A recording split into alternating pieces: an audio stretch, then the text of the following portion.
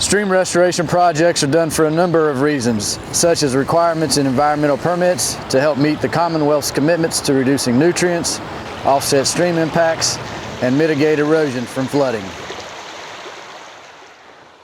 Hello, welcome to Rockfish Gap Stream Restoration Project. I'm Reggi, Stream Restoration Specialist for the state of Virginia.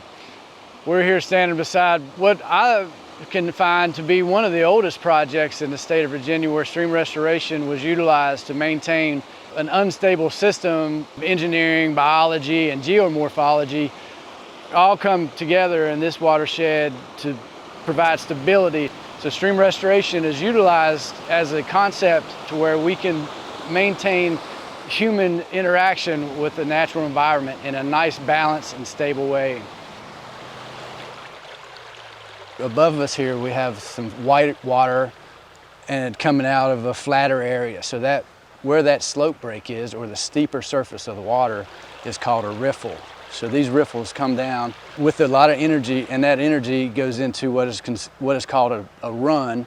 So it goes riffle into a run, which goes into the head of the pool.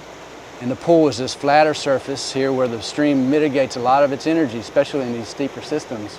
And then it glides back out into another head of riffle where that process is repeated continuously as it flows down valley.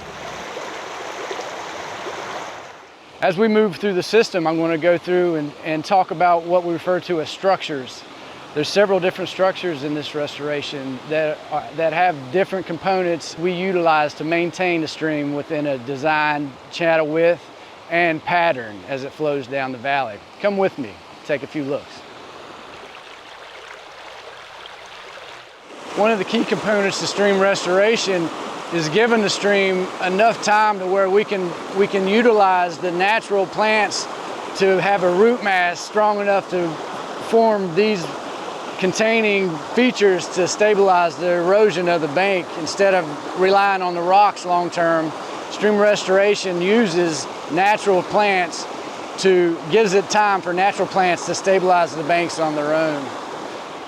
So we're standing here on what's referred to as a J-hook structure.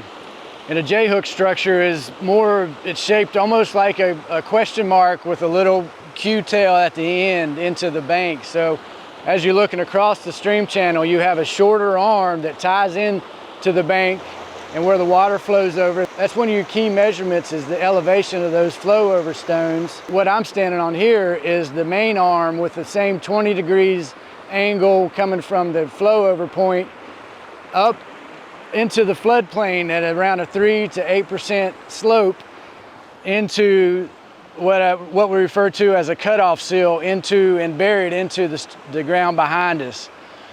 So behind me you'll see another structure that's utilized in stream restoration. It's called a cross vein. A cross vein creates the bank stability, but in the cross vein we have two arms instead of just one. And those two arms' primary function are to divert high flows and all flows into the stream center, where, as you can see, a very deep max pull depth here for great habitat for not only the fish and benthics, but also fishermen as they utilize the area. There's a huge sloughing or mass wasting of bank on the left side that this structure arm has created stability in the floodplain, so that mass wasting of that hillside doesn't enter the water column and interrupt the habitat downstream. As you can see here behind me, we have another structure that's utilized in high gradient systems in stream restoration. It's called a rock cascade. And the rock cascade is generally used as a short riffle to drop elevation slowly over a longer period of a stream channel. We got 3 rock cascades. As you can see, that little short white water into a flatter reach and white water to a flatter reach. We're losing about 3 to 4 foot elevation over around a 200-foot length of stream channel. The energy is really dissipated in these riffle pool sequences in these steeper slope valleys.